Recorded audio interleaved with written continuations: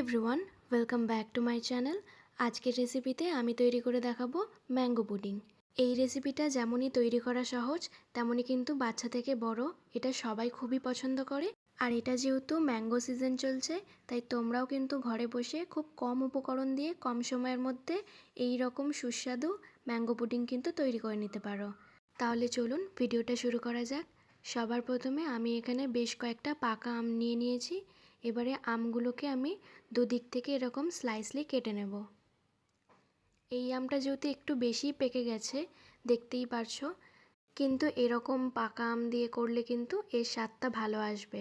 কিন্তু তার আগে যেই রকম আম তোমরা চুজ করছো, সেগুলো কিন্তু একটু একটু করে দেখেও নেবে। আগে থেকে যদি তোমরা আমগুলোকে একটু চেক করে নাও, তাহলে কিন্তু চিনির পরিমাণটা আগে থাকতেই তোমরা বুঝতে পারবে। পাকা আমের পুডিংটার জন্য আমি কিন্তু এখানে ছোট চামচের 1 চামচ চিনি দেব, কারণ আম যেহেতু মিষ্টি হয়, খুব একটা বেশি যদি তোমরা পছন্দ না করো, তাহলে সামান্য পরিমাণেই কিন্তু চিনি দেবে। এবারে এটাকে খুব ভালো করে ব্লেন্ড করে নিতে হবে।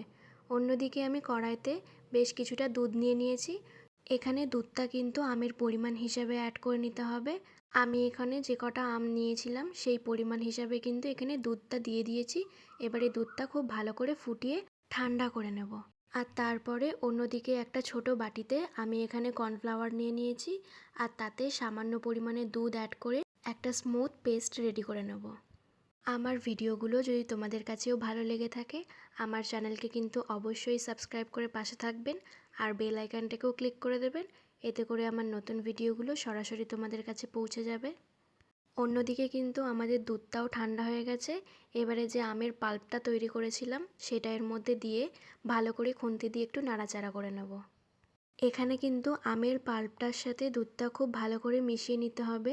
যদি খুন্তি দিয়ে খুব ভালো করে না মেশে, তাহলে এরকম কিন্তু একটা ব্লেন্ডার নিয়ে নিতে হবে।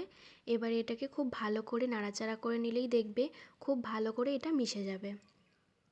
এরপর গ্যাসের ফ্লেমটা আমি অন করে দেবো।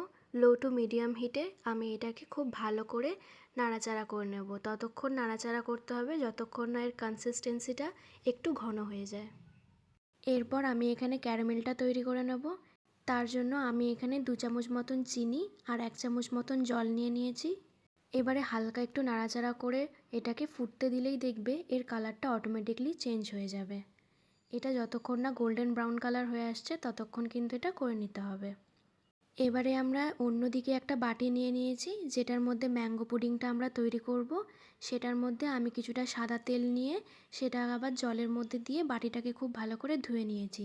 তেলটা দেওয়ার কারণে কিন্তু এটা লেগে যাবে না, আর খুব ইজিলি এটা যখন তৈরি হয়ে যাবে এটা কিন্তু বেরিয়ে যাবে। এবারে সবার প্রথমে আমি এর মধ্যে ক্যারামেলটা দিয়ে দিয়েছিলাম, আর তার উপরে দিয়ে দিয়েছি ম্যাঙ্গোর যে পাল্পটা সেটা। এবারে ওপরের পোর্শনটা একটা স্পুনের সাহায্যে আমি একটুখানি খুব ভালো করে সেট করে দিচ্ছি।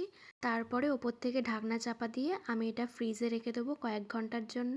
মোটামুটি কিছুক্ষণ রাখার পর যখন এটা মোটামুটি সেট হয়ে আসবে, তখন এটা দেখলেই হয়তো তোমরা বুঝতে পারবে যে হ্যাঁ, এটা অলমোস্ট তৈরি হয়ে গেছে। এবারে এটা ওপর থেকে কিছু পুদিনা পাতা দিয়ে সার্ভ করলেই কিন্তু রেডি। আজকের এই ম্যাঙ্গো পুডিংয়ের রেসিপিটা তোমাদের কাছে কেমন লাগলো আমাকে কিন্তু অবশ্যই কমেন্ট করে জানাবে, আর তার সাথে চ্যানেলটিকে লাইক আর শেয়ার অবশ্যই করে দেবেন। আজকের জন্য এইটুকুই, দেখা হচ্ছে নেক্সট ভিডিওতে।